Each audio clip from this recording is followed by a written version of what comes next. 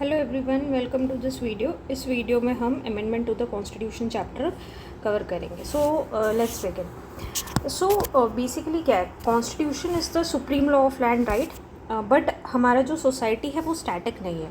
Over time हमारे society के social values, economic conditions, technology, right, governance, this keeps changing, right.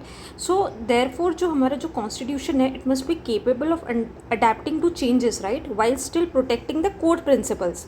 So constitution must be flexible enough to adapt to the changing society, but also rigid enough to protect the core values, right. जैसे केसी वेहरे जी ने बोला था, K C Wheare is a constitutional expert.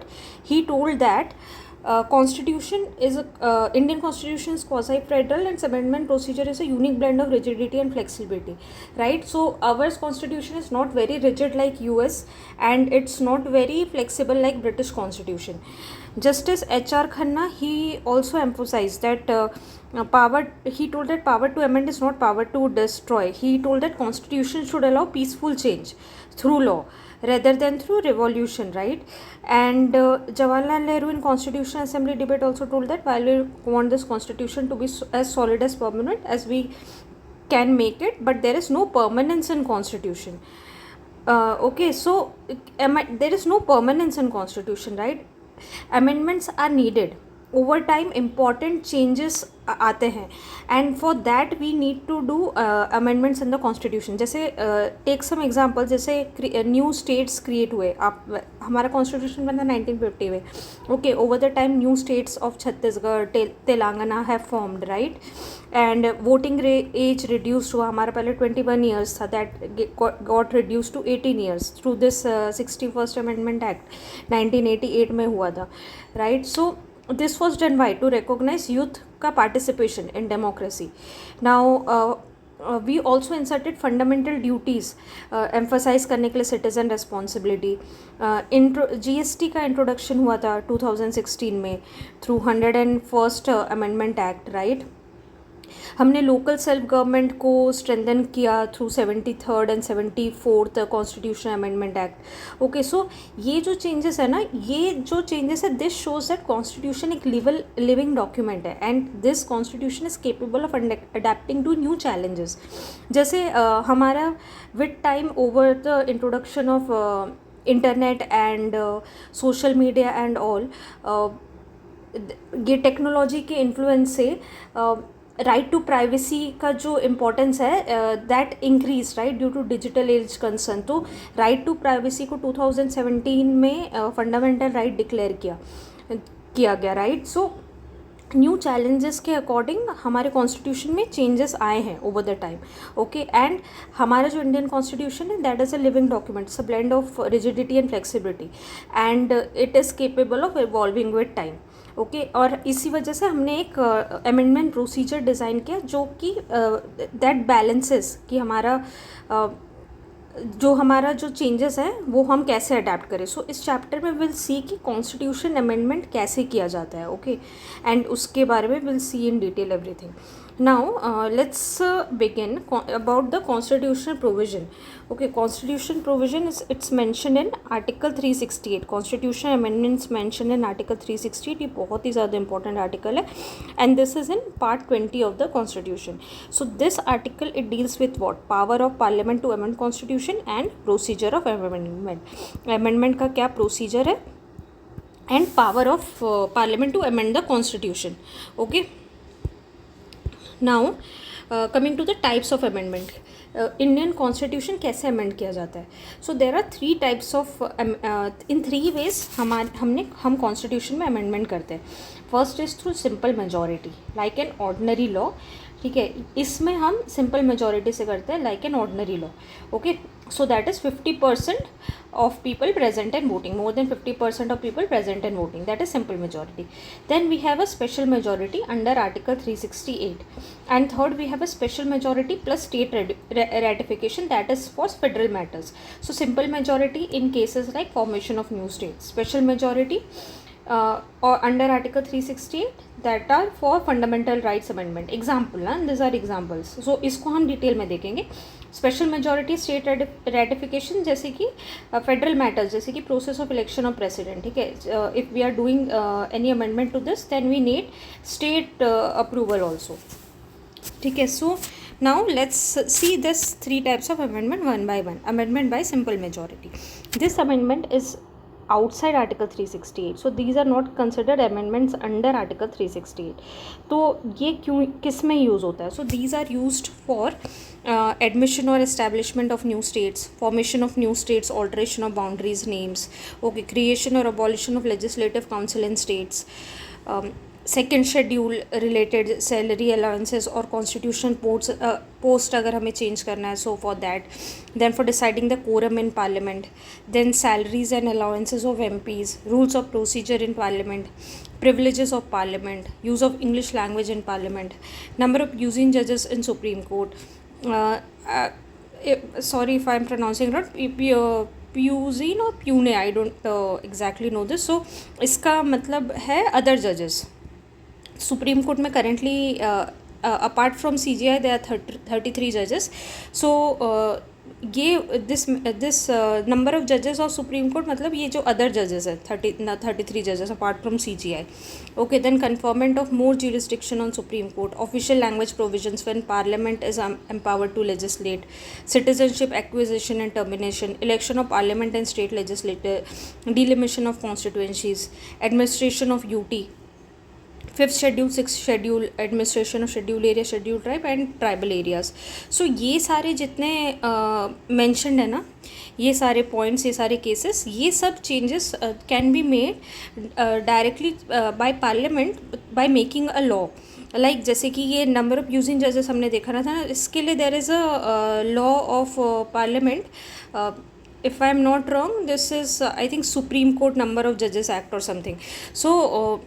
So basically parliament ये सारे changes can be made through law, okay, by making simple law, and that is why इसके लिए simple majority लगती है. जैसे कॉन्स्टिट्यूशन में अगर मेंशन किया हुआ होता कि हमारे कॉन्स्टिट्यूशन में स्पेसिफिकली दिया होता कि सुप्रीम कोर्ट में देयर विल बी से सपोज 13 जजेस. ओके, सो अगर इनकी स्ट्रेंथ को बढ़ाना या घटाना होता तब प्रॉपर कॉन्स्टिट्यूशन अमेंडमेंट लगता. इन दैट के सिंपल मेजॉरिटी काम नहीं करती. ओके, पर ये जो है दैट कैन बी डन. इसमें कॉन्स्टिट्यूशन में लिखा है कि जो नंबर ऑफ जजेस का कॉम्पोजिशन है that will be decided by parliament through law, right, and then parliament law बनाती है ये डिसाइड करने के लिए. दैट इज़ वाई इसमें सिंपल मेजॉरिटी लगती है. ओके, आपको ये समझ आ रहा होगा. इसीलिए this are under outside article 368. So these are decided by parliament through simple law. Okay, now coming to the second case, amendment by special majority, article 368.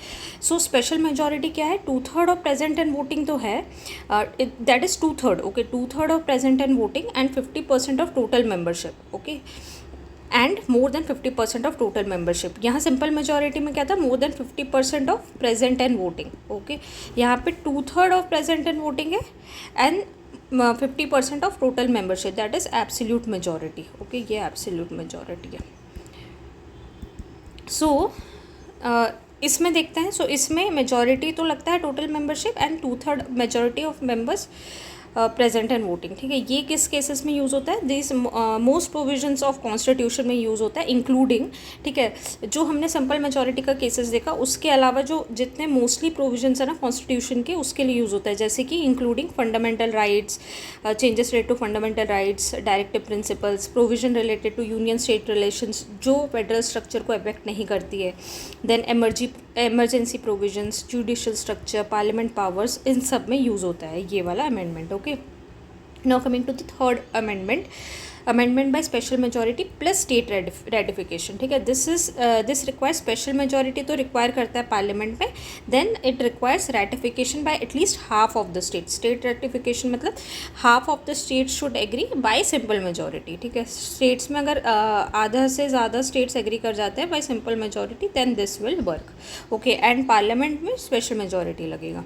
now ये किस लिए यूज़ होता है, जहाँ पे कि फेडरल स्ट्रक्चर को effect, federal features are affected, like election of president, okay, distribution of legislative powers, any changes related to 7th schedule, then representation of states in parliament, supreme court, high court jurisdiction, extent of executive power of union and states, and article 368 procedure itself. Article 368 का procedure मतलब constitutional amendment कैसे होता है, वो जो procedure है वो itself, अगर वो प्रोसीजर को चेंज करना है तो उसके लिए अमेंडमेंट लगेगी, स्पेशल मेजॉरिटी और state ratification, okay.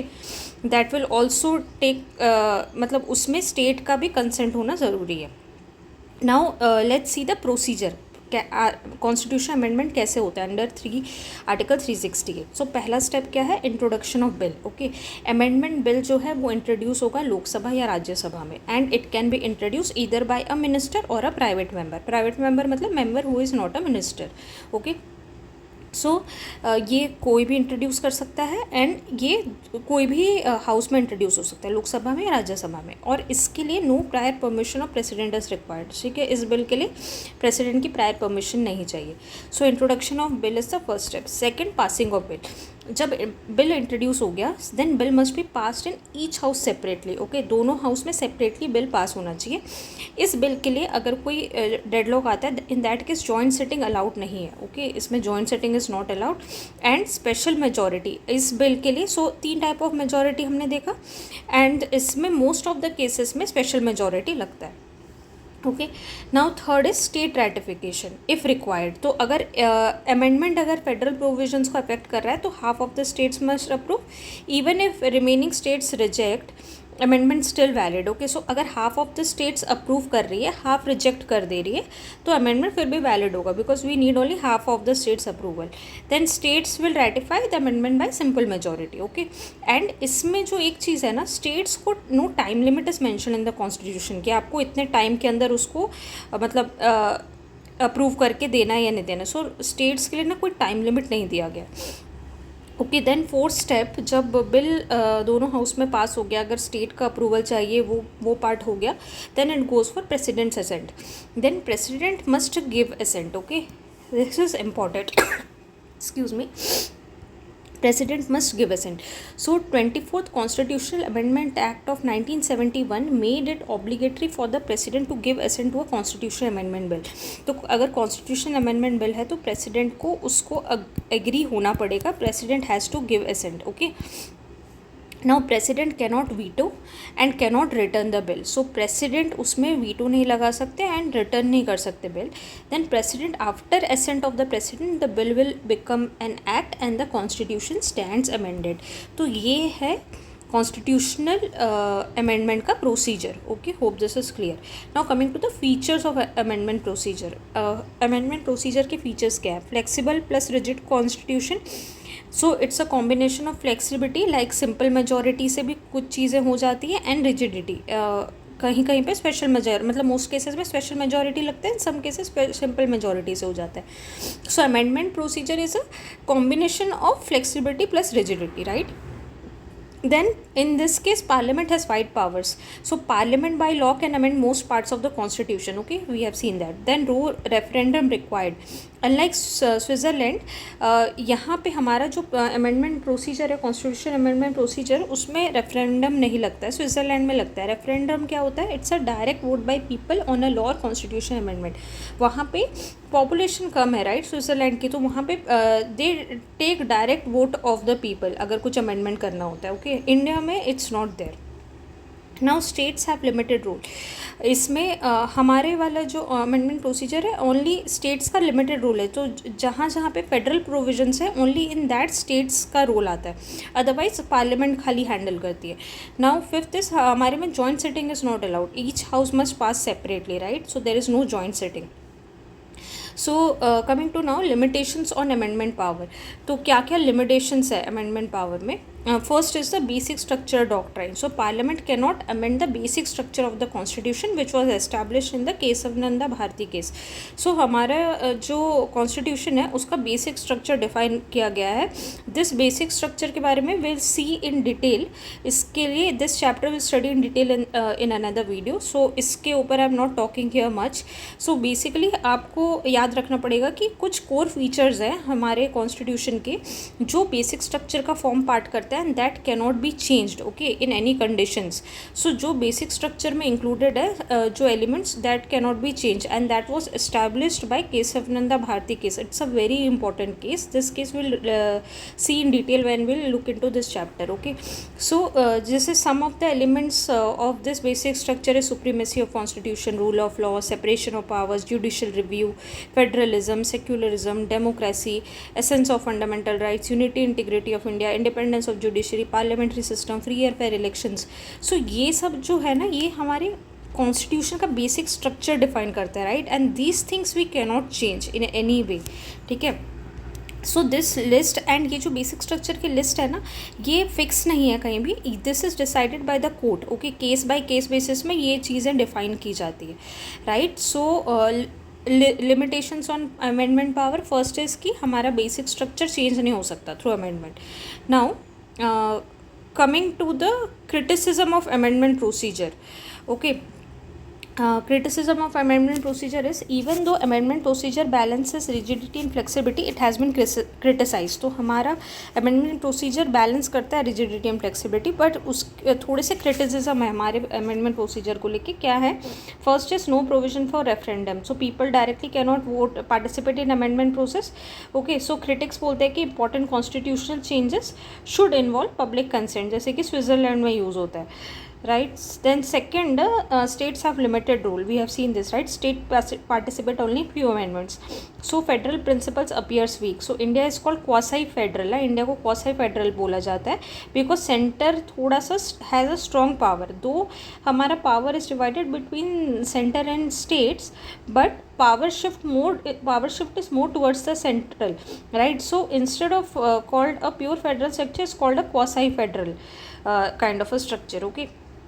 Now third is that parliament has wide powers. Criticism is that parliament. So article 68 gives broad power to amend constitution. So fear is what कि government में misuse power for political purposes. जैसे कि एक amendment हुआ था 42nd amendment of 1976 इसको mini constitution भी बोला जाता है because lots of provisions were changed in this amendment okay. Now coming to there is no separate body for amendment. So amendments जो है वो पार्लियामेंट ही करता है. इन सम कंट्रीज़ ना there has special bodies separate bodies जैसे constitution convention special assemblies. So हमारे India में नहीं है. Amendments are done by the parliament itself. So critics say that same body making law should not change basic law frequently okay. Now coming to fifth, majority of amendments are done by the parliament alone okay.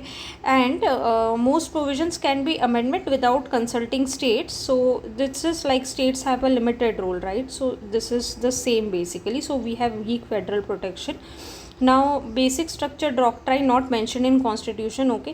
So basic structure का जो concept है this is developed by the judiciary and ये constitution में मतलब per se constitution का part नहीं है. ये concept judiciary से आया, court supreme court से आया and critics argue that judges deciding basic structure may create uncertainty okay. Now no joint sitting provision. We have seen in case of disagreement between Lok Sabha Rajya Sabha there is no provision for joint sitting for constitutional amendment bill. This may lead to legislative deadlock and delay in amendment. And there is no time limit also for state ratification. We have seen this also. When state ratification is required, the constitution does not prescribe any time limit. So this may cause delay in amendment process and uncertainty. Okay. Now कुछ these are some important amendments. So as and when we will progress ये सारे amendments तो आपको ध्यान में रखने ही हैं. जैसे first amendment of 1951 this added restrictions on fundamental rights. Seventh amendment of 1956 or is related to reorganization of state. 42 amendment of 1976, this is called as mini constitution, इसके बारे में भी डिटेल में पढ़ना है. 44th amendment of 1978, this restores rights. So ये सारे amendment के बारे में एज एंड व्हेन हम जितने चैप्टर्स पढ़ेंगे जहाँ जहाँ आएगा will look into this. Okay, but यहाँ पे एक इंपॉर्टेंट अमेंडमेंट्स का टेबल दिया हुआ है, सो इसका notes you have to make. Right, then 52nd amendment of 1985, this was related to anti-defection law. 61st amendment of 1989, this reduced the voting age from 21 to 18 years. Okay, then 73rd and 74th amendment of 1992, this was related to panchayati raj and municipalities. 86th amendment of 2002 was right to education. 101st amendment of 2016, this introduced the concept of GST. And 103rd amendment of 2019, this was related to EWS reservation. Okay, so these are all the important amendments. Now coming to some previous year type questions. So कुछ questions देख लेते हैं, like which articles deals with amendment. So article 368, which majority is required to amend constitution? Special majority as per article 368. However, certain provisions can be amended by simple majority, though they are not deemed to be amendments under 368. Okay, we have seen this. Then can president refuse amendment bill? No, president cannot refuse, and this was done by 24th Amendment Act of 1971. This made mandatory for the president to give assent. Can joint sitting be used in case of amendment? No. Which case introduced basic structure doctrine? Kesavananda Bharati case. So these were some of the practice questions. Okay, hope this is clear. So we have seen the constitution amendment procedure, we saw the criticism, we saw the limitation on amendment power, basic structure doctrine cannot be changed, we saw the features of amendment procedure. Okay, and we also saw the types of majority that is needed: simple, special majority, and then special majority plus state ratification. And this article 368 in part 20 of the constitution. Okay, this is the constitutional provision, this is very important, article 368. And then in introduction we talked about why amendment is needed. So this was all about amendment to the constitution chapter. Thank you.